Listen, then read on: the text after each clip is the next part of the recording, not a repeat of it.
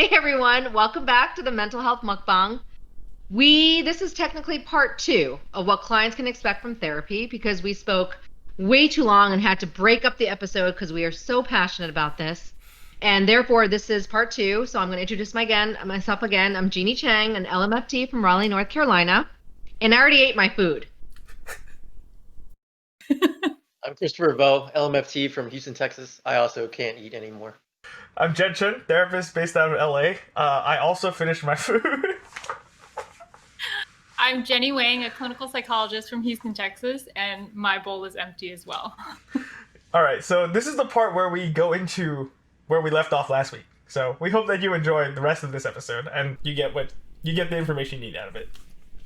Okay, so now that we've gone through the assessment and we've outlined some sessions, how about what we expect of clients, or maybe that's not the right word, but what we hope clients gain, not just in the therapy session with us, like what we hope to see outside therapy. I think that's really important because that's one of the questions that I ask too. Because especially with couples or individuals or adolescents, sometimes they don't want to be there or they're ambivalent or they're hesitant, right? Resistant to therapy. So I ask him that scaling question of like, how much do you believe in therapy? What do you really expect to change? Do you think anything's going to change?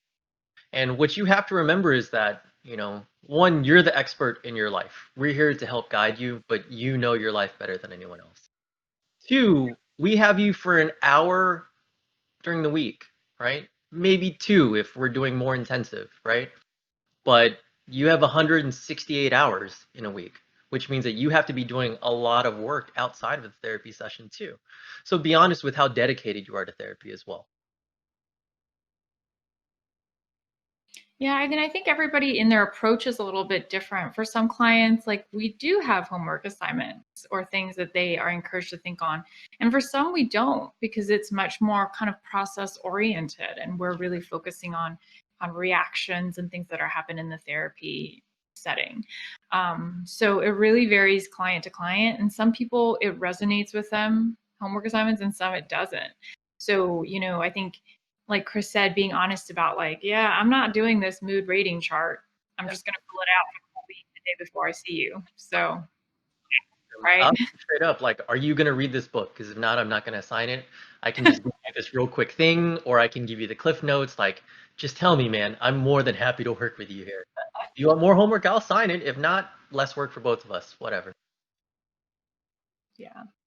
Or I will say midway in the therapy process, when I find it's not working, like Jenny said, I will switch gears. Because obviously I'll say, obviously, you said you don't mind homework or doing something outside, but you're not doing it. And I still want to see this change happen. So I'll kind of pivot. Because I know they're still engaged. By then I've established a connection. So I'm like, I know they're engaged. They just don't do the whatever I've asked them. So I'll switch things around and do a lot more work in the session, especially role playing. Anybody do role playing? Mm-hmm. Oh, because I see more than one person. Yeah. So I'm always like, okay. Oh, you probably do it. Are you the person that acts it out, Jenny? Because I make them my clients do it. Like, okay, pretend I'm the husband or pretend Oh, I'm that's awesome. I should do that once, but I'm used to doing it with like teen and mom or college kid and yeah. I'd be like, turn and face each other. But those are my favorite session. Just saying. So if you come to me, you'll get some role playing. What is the purpose of role playing for you? Me or either one? Me. Go ahead. Okay, well, I was going to say, well, first of all, I like to be able to provide immediate feedback based on the interaction happening. So I'm a family therapist, so I'll look at things systemically. You'll hear about what's going on in the family when they come in, but I don't necessarily see it. So sometimes I'm like, okay, let's go ahead, and you just talked about that argument right in front of me. Go ahead and just imitate what your mom just said, or say what you said to your mom, or vice versa. And then the mom's like, I don't remember saying that. And then the daughter's like, yes, you did. So I could detect, it's my way of actually visually seeing it in front of me, what could have played out, even though it's not completely in real time. And then I will actually say, hey, you know what I wish you had said, or what would have been helpful if you had said this, and then I make the parent think, and then the child think. So I do it more for effective change so they can practice it. And also, you know what? I also want to push them to be challenged. So if I want to say, hey, practice this when you go home, I actually want to see it. Going, okay, let's see what you practice, or let's practice first so you know. Really to ingrain in them that change that I want to see outside of therapy. How about Jeanie? I think for me, it's an opportunity for them to even conceptualize or formulate the thoughts verbally. So I can tell you, like, okay, set that boundary. You know, like we talk about all the rationale for setting the boundary and why we set the boundary and all that. But when a push comes to shove and you have to set that boundary with your 65-year-old parent, right? And you're like a 30-year-old, different story. And so, and sometimes I'll even have them enact the role, like the person that they're trying to set the boundary with, because they think they know what the response will be, right? And so they'll be like, oh, I know what they're going to say. They're going to say no, da da da. And I'm like, okay, well then let's play it out. How does that sound if you were to say what I said to you? You know, and what is that kind of response? What does that pull for you when somebody sets a boundary that way? And so it gives us kind of a way to see it from a lot of different angles when we're so used to just thinking from our own perspective. And then it's also just good practice. I'm like all about developing muscles in therapy, right? Like emotional regulation muscles and communication muscles and all that. So it's just opportunities for that to happen. Definitely. That's a good point, because I do role plays and like empty chair for grief a lot.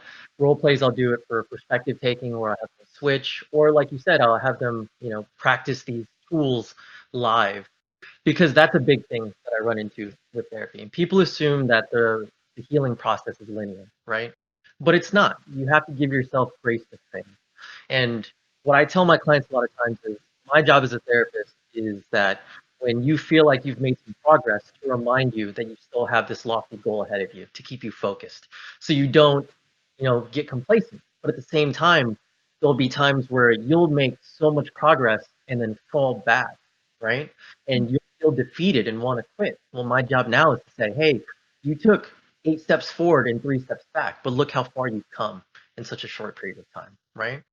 So, I think I made this analogy before of, giving yourself that grace to fail means that, you don't. Too often, clients will take some of the tools we give them and attempt to use them when they're in like intense conflict, right? But you haven't mastered it by then. You practice things not during a live, in the middle of a game. You practice it during what? During controlled practice. You have to build that muscle memory, right? Yeah, good words. One thing that I will say though is that empty chair does not work very well in telehealth. It really, you don't get the punch that you get when you're actually in a therapy room doing the empty chair. What is LL? What do you mean? Like have like I was talking to a client who's dealing with some grief, right? And I really wanted to do the empty chair, and then I was just trying to visualize doing it with them over the phone. And I was like, yeah, that's just. Oh, you meant telehealth. Yeah, I'm just like this doesn't feel right. Anyway, that was just like a random aside that came to mind when you said that. But for roleplay, I think it's not something I use very often. I will say that. But it is really helpful in family just to like see it. And sometimes just to add on a little bit to what Jeanie was saying, is like it's not just to practice, but it's also just to. It's one of those times where they get to look in the mirror because they're actively thinking about. The rice. They're actively thinking about how they would act in that situation, and then in their head they're like, "Oh, I've seen families correct their behavior in roleplay, and I think it's really funny." But that's just random add-on to what you said earlier. So, really not smooth transition, rolling into like the middle part of therapy, right? What about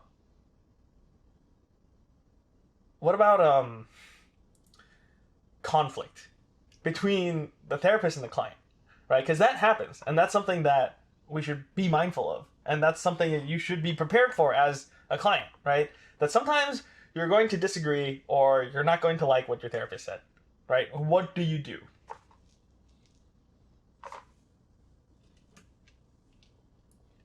Now, what do you do? We're going to talk from the perspective of the therapist, right?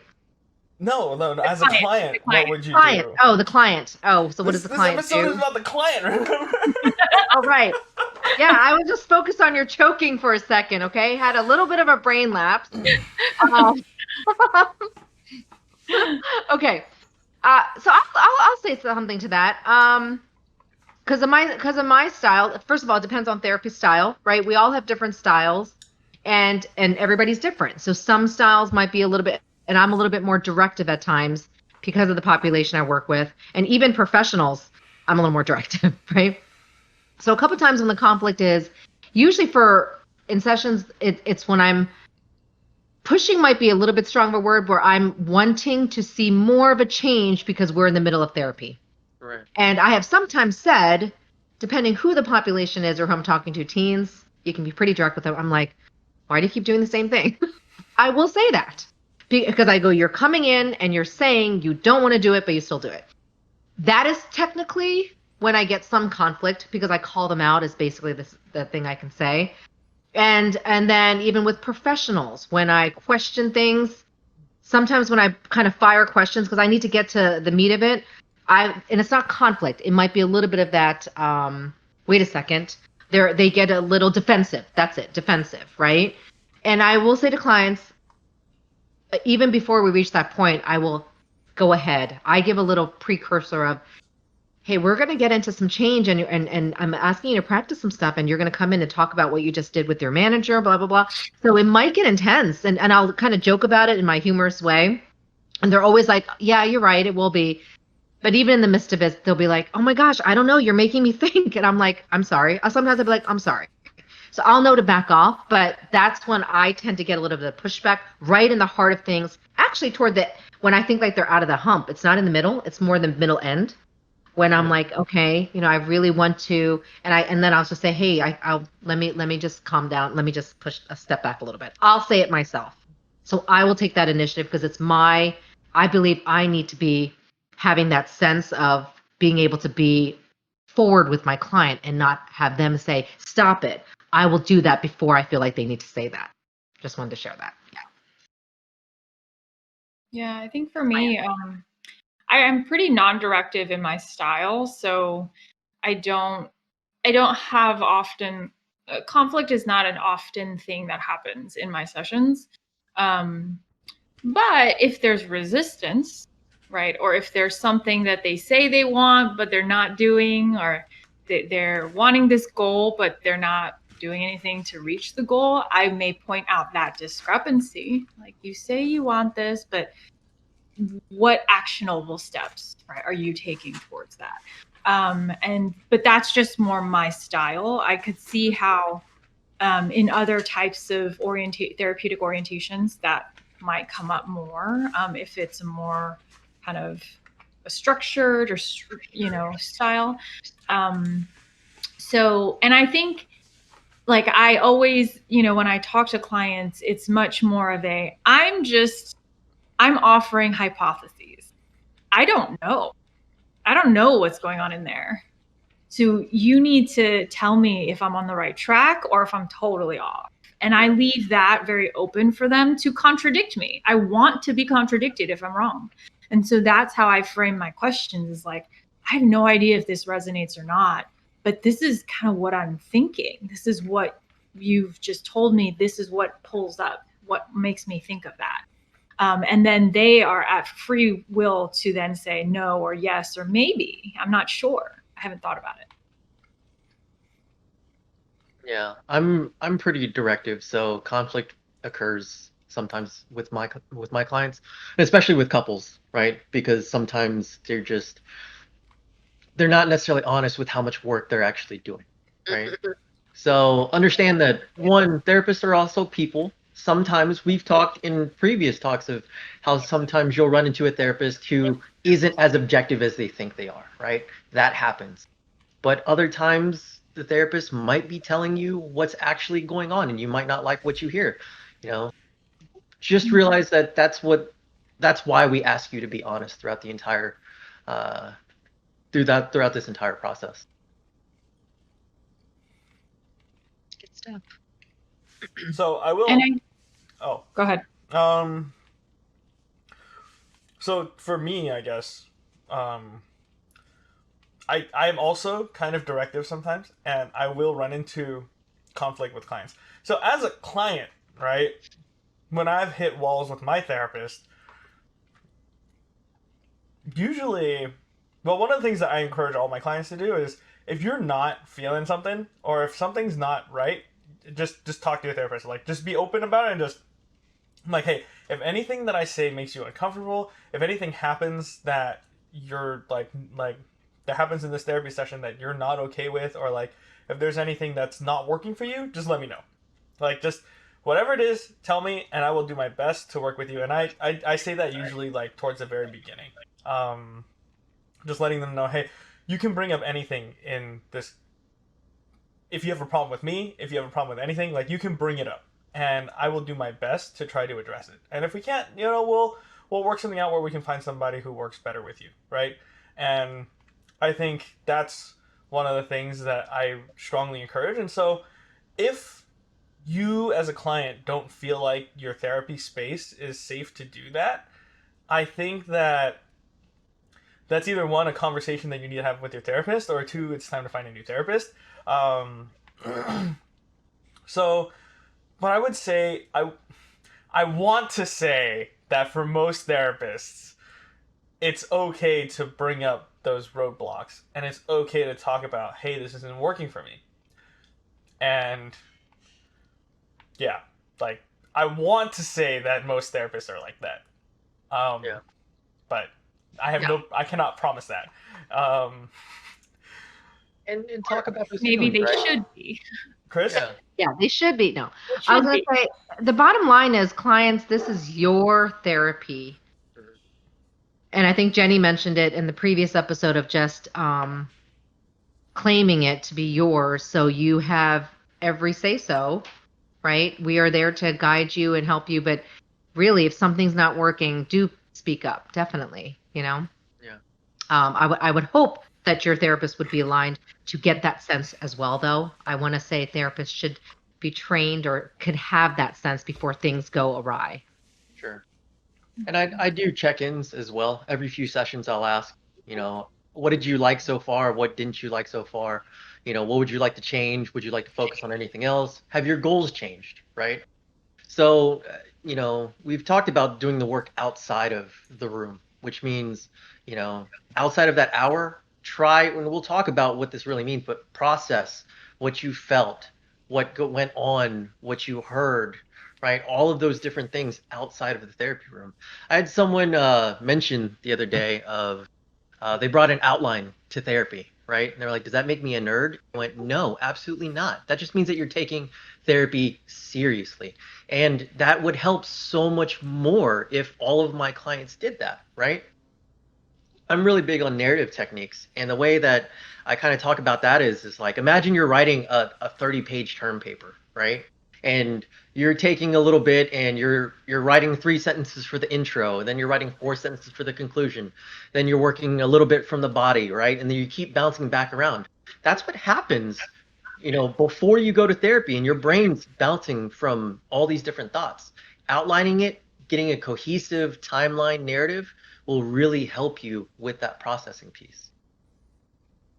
Yeah. I love when people take notes. They're like, I have a list, Jeanie. I'm like, awesome. Let's go through it.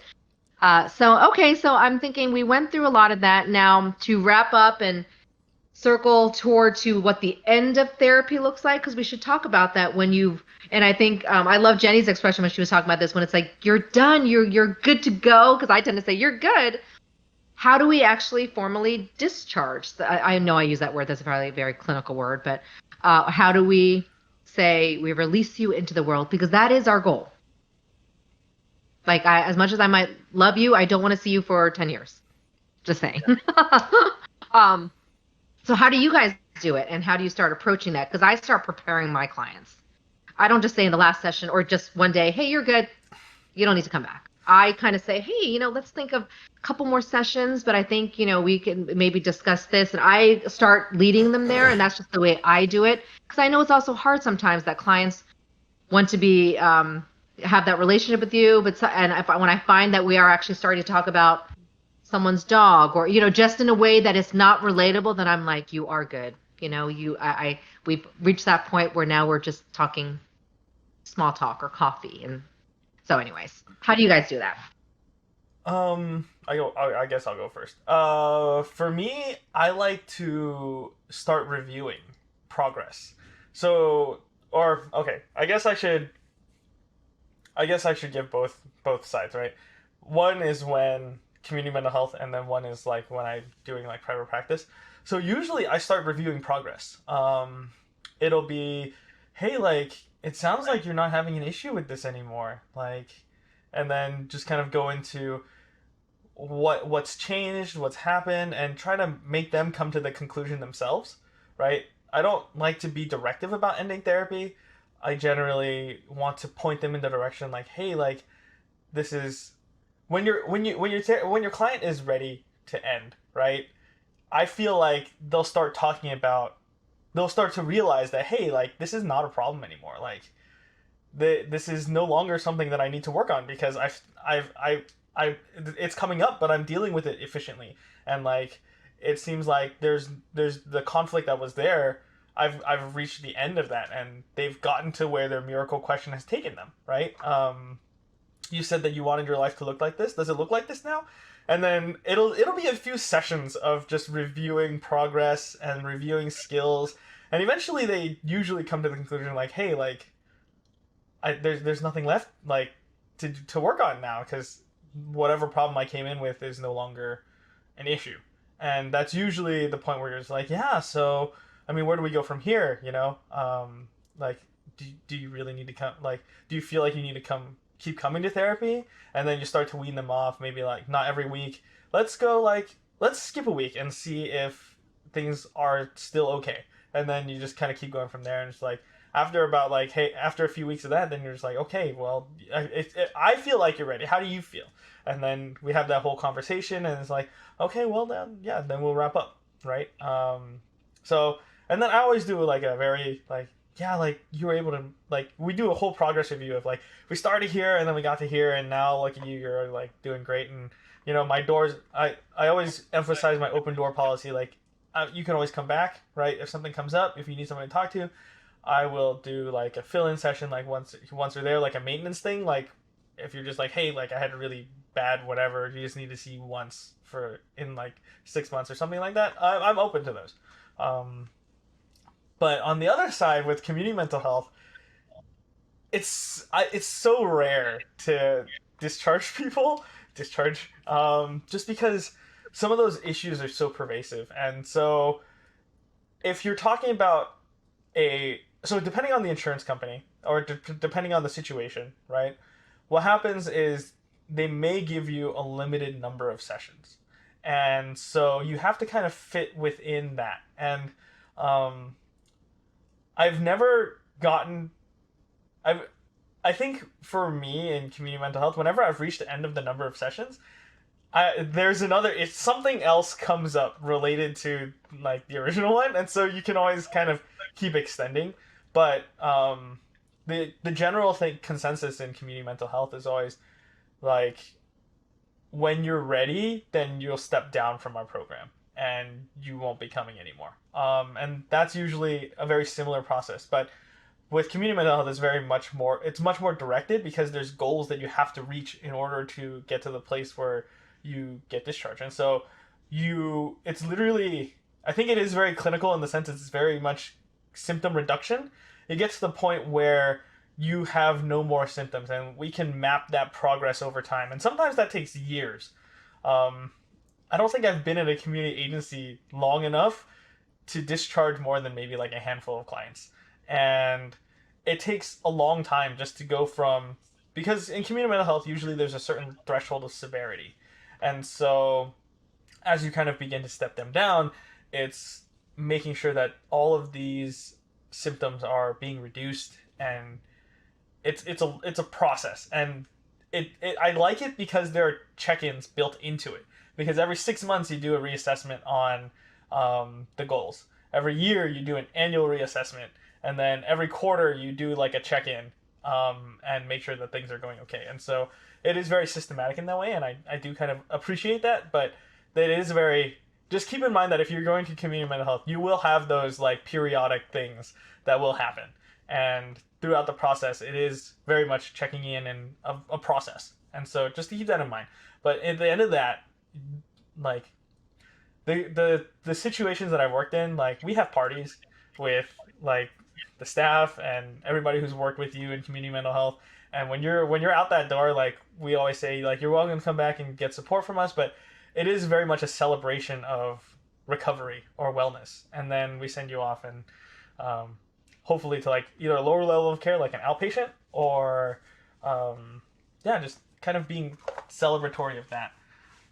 I think I went on a little beyond what the question asked, but what about the rest of you? How do you guys like manage the end and wrapping up therapy? Sometimes I think a lot of the time it's client directed for me, like for the work that I do, because I'm in private practice. So at some point they find that the sessions maybe offer less value, or there's less content, less stress, less intensity of emotion. And so they may then say, hey, I think I'm able to do this. And so we do a graduated step down, either every other week, every 3 weeks, every month, and then booster sessions if necessary. But and I think with private practice, it's different because it's client led. So I have clients who we hit that goal and the miracle question is achieved, and they're like, okay, but wait, I kind of now want to do this. And so it continues. And so I think, private practice, world can be much more free flowing. And if the client wants to see you for a year or two or more, that's totally okay too. But I also have clients who have very specific goals and they want to work on communication. And once they're able to do that more effectively in their life, they're ready to wrap. And so I think, we, like Jed said, we talk about review. And for some clients, we do a lot of relapse prevention. And when I say relapse prevention, I just mean like, what are the red flags, right? How do you know when you're starting to struggle again? And what type of skills can you pull back into play, if you're starting to struggle? And how do you know when to reach out back to me again? How do you know what to do if a lot of stressors suddenly get piled on, right? Life is good now because you're not really stressed. Things aren't really triggering you. But at one day and point in time, sometimes my clients then go on to have a baby. That changes your world again, right? And so those are those things that now that I know them, now that I know how they respond under stress and what types of symptoms come up and what types of behaviors drop off or get picked up, we are now trying to build that roadmap for them to be aware and to look for. And so that's also the piece that comes into kind of finishing off with them. And then they graduate and, they fly off and it's really exciting and really happy. Yeah, no, I'm kidding. And two, one of the things I try to get some clients to do is to journal, because then they can always look back on that process. And in a way, it's like a transitional object, right? Like I'm not with them anymore, but that was a representation of our time together. And so if they ever needed to go back to that kind of space and that content, it's there. So yeah, those are just kind of the ways that I deal with it. But I tend to see clients longer term, more than 6 months usually. Yeah, I think the timeline definitely varies based on what you're coming in for. But I think my favorite part in therapy is the point where they come in and they say, hey, we had this huge conflict again, but this time we didn't call you, we didn't contact you, we didn't need you, we fixed it ourselves, right? And that shows that they're actually putting these things into application. And it's awesome to see. I kind of use the analogy of like riding a bike when you were first learning to ride a bike, right? Someone had to hold the bike for you when you're riding through. Then they gave you training wheels. Those are the tools that we give you. And then after that, you were riding it, you were wobbly, you were shaky, you had the hover hands behind you. And after that, you went on your own. That doesn't mean that you don't fall occasionally, but at that point, you learn how to pick yourself back up and, keep on going. And just remember that just because you exit therapy doesn't mean that we've disappeared, right? I'm going to, lengthen the gaps in between sessions for a bit, and then you're going to go and just like Jenny said, if something else happens, if you enter another crisis, another phase of life transition, call me. I'm always going to be here, right?